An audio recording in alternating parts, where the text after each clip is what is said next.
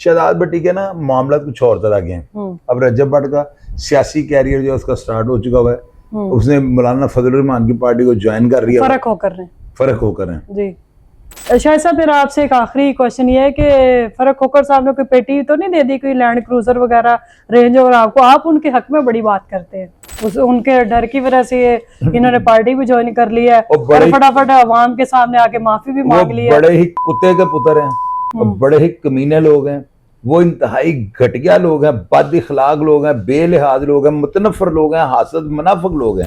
उसके ऊपर आपको पता है कि मुल्क की सालमियत के लिए जो हिंदुस्तान में लोग बोलते थे उनको जवाब देने के भी मामला थे। आप मेरी बात का माइंड तो नहीं करोगी? आपको भी चूरन वाला प्रोग्राम चाहिए होता, थोड़ा खट्टा मीठा चाहिए होता है नहीं जेन्युइन बात है, ऑन एयर करो। अस्सलाम वालेकुम, मैं आपकी होस्ट हुमैरा परवेज। उम्मीद है कि आप सब खैरियत होंगे। नाज़रीन, फर्क होकर की वीडियो जो है सोशल मीडिया पर गर्दिश करिए, जिसमें वो कह रहे हैं कि जी मैंने ना तो फायरिंग करवाने के पीछे मेरा हाथ है रजब भट्ट के घर, और दूसरी बात यह है कि उन्होंने अभी पार्टी भी रिसेंटली ज्वाइन की है मौलाना फजल रहमान साहब की। इसी बारे में हम बातचीत करेंगे शाहिद चौधरी साहब के साथ। अस्सलाम वालेकुम। वालेकुम सलाम बेटे। सर, फ़र्क होकर की वीडियो आपने भी देखी होगी कि उन्होंने एक वो बात की है बड़े बंद लफ्ज़ों में, डबल मीनिंग में करके कि मैं इस तरह की हरकतें नहीं करता बच्चों वाली कि किसी के घर के बाहर जो है वो फायरिंग करवाऊँ और वो 333 का जो है लफ्ज़ मेरे साथ ना लगाया जाए। तो बहुत सारे लोग जो है इस बात को लेकर कह रहे हैं कि उन्होंने सीधी सीधी डायरेक्ट जो है शहजाद भट्टी को ये बात लगाई है। इस बात में कितनी ताकत और ये बात कैसे हुई और क्यों यहाँ तक बात आई है?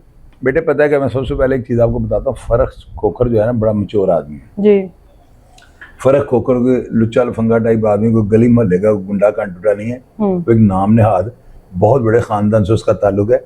उसकी बात दुरुस्त है, उसका बयान समझ में आता है। ये जो है ना फायरिंग या गेटों पे गोलियां चलवाना, ना तो उसके स्टेटस के साथ मैच करती हैं, ना ही उसे ये जेब देती हैं। इसलिए बड़ी चीज स्टेटमेंट दे दी है। अब रही बात शहजाद भट्टी वाली, शहजाद भट्टी के ना मामला कुछ और तरह के हैं। अब रजब भट्ट का सियासी कैरियर जो उसका स्टार्ट हो चुका हुआ है, उसने मौलाना फजल रहमान की पार्टी को ज्वाइन कर लिया। फर्क होकर है जी। और अब जो फर्क होकर है वो कोई भी बात करेगा ना तो वो सियासत के जिम्मे में आएगी। वो अब खुद को एक पॉलिटिशियन बन के वो सोचेगा और उसे बड़ी मुख्तार जो है गुफ्तगू करनी पड़ेगी। और बड़ा अच्छा उन्होंने किया कि अगर उन्होंने स्टेटमेंट दे दी, मैं इस चीज़ के हक में हूँ कि उन्होंने पहले ये बता दिया कि 333 ग्रुप शुप या अब उन चीज़ों से किनारा कशी हो गई है उनकी ना। पहले ठीक है 333 ग्रुप था उनका और वो एक बड़ा कहते थे कि हमारा एक अपना दोस्तों का ये जो भी है ग्रुप है। अभी सियासत में आने के बाद बड़ी चीज़ों से आपको जो है ना किनारा कशी करनी पड़ती है। और ये शहजाद भट्टी उसका एक ट्रैक रिकॉर्ड है, उसके ऊपर आपको पता है कि मुल्क की सालमियत के लिए जो हिंदुस्तान में लोग बोलते थे उनको जवाब देने के भी मामला थे। रजब भट्ट एक फैमिली व्लॉगर है। तो अभी जो है ना फर्क खोकर की जिंदगी में बहुत बड़े बड़े चेंज आएंगे और आप देखते जाइएगा बेहतर से बेहतर की तरफ जाएगा। यानी कि अभी ये देखा जा रहा है ना कि फर्क होकर जो है और इसकी शहजाद भट्टी की नहीं लग रही और उसे शहजाद भट्टी और खैर उसका तो मामला सॉल्व हो गया। अब मेरा जो आपसे सवाल ये है कि उन्होंने फर्क होकर ने क्यों नाम लिया था, शहजाद भट्टी को क्यों टारगेट किया है? इस सारे मामलात में घसीटने का उसका मकसद क्या था शहजाद भट्टी? उसकी वजह ये थी ना कि शहजाद भट्टी के ऊपर इल्जाम आ रहा था कि रजब भट्ट के घर पे फायरिंग। इस चीज का तो उसने वो किया है ना, एक्सेप्ट किया है कि मैंने करवाई। वही बता रहा हूँ ना। तो शहजाद भट्टी की जो है ना स्टेटमेंट्स बड़ी डिफरेंट किस्म की आती हैं। तो वो जो है उसने फर्क होकर ने अपने को महफूज किया है सियासत के हवाले से। अब सियासतदान जो है ना उसके ऊपर कोई इल्जाम लगता है ना तो उसको प्रेस कॉन्फ्रेंस करनी पड़ती है उसकी क्लियरेंस के लिए। तो जाहिर है कि फर्क होकर जो है उससे बेहतर जो है लगा होगा उसे कर दिया। यानी वक्ती तौर पर जो है ना फर्क होकर का अपने दामन को लपेट कर इस सियासत का आगाज करना बनता है। यानी कि फर्क होकर ने अब सारी चीजों से तौबा करके अपना वो बेटे नहीं, तौबा दुश्मनी से तौबा तो नहीं की होगी, लेकिन ये है कि जो दूसरे जो मामला थे ना जिस तरह एक आम आदमी होता है, अब वो आम आदमी नहीं है। अब वो मौलाना फजल रहमान की पार्टी का मेरा ख्याल है सबसे ताकतवर बंदा है मेरे अंदाजे में। डेरा ताजिक होकर भी आप देखें ना हजारों की तादाद में वहाँ पे लोग थे। मौलाना से खुद हैरान हो गए और मौलाना फजल रहमान साहब ने बड़ी तारीफ की है फजल उसकी फर्क होकर की कि यार आप अगर जमे गफीर इतना बड़ा इकट्ठा कर सकते हो आप तो बड़े ताकतवर हो। तो ये चीजें फर्क होकर को जो है ना अब ट्रैक अपना लाइफ का स्टाइल चेंज करना पड़ेगा और वो बेहतरी की तरफ जाएगा। अच्छा, कुछ लोगों ने कहा कि सीसीडी का कमाल है, उनके डर की वजह से इन्होंने पार्टी भी ज्वाइन कर ली है और फटाफट अवाम के सामने आके माफी भी मांग ली है। बड़े ही कुत्ते के पुत्र हैं और बड़े ही कमीने लोग हैं, वो इंतहाई घटिया लोग हैं, बद इखलाक लोग हैं, बेलिहाज लोग हैं, मुतनफर लोग हैं, हासद मुनाफिक लोग हैं। बेटे देखे मेरी बात सुने, उसको क्या कहना है सीसीडी ने, मुझे ये बताएं। क्या वो चोर है, वो रस्सागीर है, और वो खरबपति अरबपति आदमी है। और वो मैंने फर्क खोखर साहब से मेरी बात हुई ना, मैंने कहा फर्क भैया आप जो है अपने गनमैन वगैरह लेकर जो है ना बाहर ना निकले, हालात ठीक नहीं है, क्योंकि डाला कल्चर इन चीजों को जो है ना, तो उन्होंने कहा था कि इंशाल्लाह हम कोर्ट से रजू करेंगे, हम जो भी करेंगे कानून के दायरे में रह के करेंगे। फर्क होकर बच्चा है, वो फीडर पीता है, वो बल्ला के हुक्म से ठंडा फूका आदमी, हर चीज का उसको पता है। और ये सीसीडी टूटी, मेरी बात सुने, ये क्या उन्होंने क्या सीसीडी का बिगाड़ा हुआ है? ऐसे लोग बस एक हवा बनाने के लिए। सीसीडी ने अभी तक किसी शरीफ आदमी को कुछ कहा है? पहले तो मुझे ये बताएं। नहीं। तो फर्क होकर का करैक्टर बिल्कुल क्लियर है। ऐसे लोग जो है ना चूरन बेचने के लिए सीसीडी उसके पीछे चढ़ गई, उसने क्या किया मुझे? क्योंकि बड़े एक मशहूर एंकर है, मैं उनका नाम नहीं लूंगी, उन्हें भी काफी लोग सुनते हैं देखते हैं। उन्होंने ना उनकी जो FIRs थी जिसमें 302 और बड़े बड़े इस तरह के केसेस और भी मुकदमे थे, वो सारी FIRs जो है ना उन्होंने स्क्रीन पर साथ दिखाई और बताया कि फर्क होकर के बारी आ गई सीसीडी के। क्योंकि इन्होंने बहुत सारे क्राइम्स जो किए थे, इन पर कोई डर के मारे आवाज नहीं उठा रहा था, और अब जो है वो सीसीडी इनके पीछे पड़ी है, इसलिए उन्होंने माफी मांगी। और मेरा पुत्र, मेरी बात सुनो बेटे, आप मेरी बेटी हो, मेरे ऊपर मुकदमा था बहुत ज्यादा, तो क्या मुझे कोई इस तरह मेरी FIR लगा के मुझे ब्लैकमेल कर सकता है? मैं उसको बंदे का पुत्र बना दूंगा।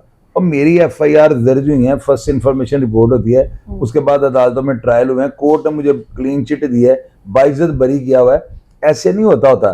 फर्क होकर के ऊपर अगर 5 FIR है, मेरे ऊपर तो दर्जनों के हिसाब से। यानी कि आपका कहना है कि वो पुरानी कोई होंगी तो वैसे ही उनको। और बेटे लोग बस अपना चूरन बेचना होता है। आप मेरी बात का माइंड तो नहीं करोगी? आपको भी चूरन वाला प्रोग्राम चाहिए होता है, थोड़ा खट्टा मीठा चाहिए होता है नहीं जेन्युइन बात है, ऑन एयर करो कि पब्लिक ऑडियंस के ऊपर थंबनेल भी लगाना। जी मैं चाहती हूँ कि भाई आवाम को सारी पता चले बातें। चूरन का लफ्ज कैसे आप यही होता है? चूरन तो जरूरी है। अगर चार मसाला हांडी भी पकती है तो मसाले तो चाहिए होते हैं। तो बेटे बात ये यकीन कीजिए, मेरे जो प्रोग्राम्स होते हैं ना उनमें मसाला कोई नहीं होता, वो ऑर्गेनिक चीजें जो भी है आपके सामने आ जाती हैं। फर्क खोकर जो है मुझे वैसे ही बहुत पसंद है, पतलू मुझे पसंद है, रजब अच्छा लड़का है, बहुत अच्छा लड़का है। अब ये जितने भी हैं, मैं ये नहीं कह रहा हूँ कि सारी दुनिया को अच्छा लगता है, इख्तलाफ राय हर बंदे के पास उसका हक मौजूद होता है। फर्क खोकर जो है ना उसको देखिएगा, वो इतना पाएगा सियासतदान बनेगा, आपकी सोच होगी। अच्छा, यानी कि अब ये बात आपकी बातों से नाज़रीन क्लियर हो रही है ये बात कि फर्क होकर ने जो है वो पार्टी ज्वाइन करने की वजह से अपना जो है किरदार हम कह सकते हैं अपना पल्ला झाड़ा है इन चीजों से।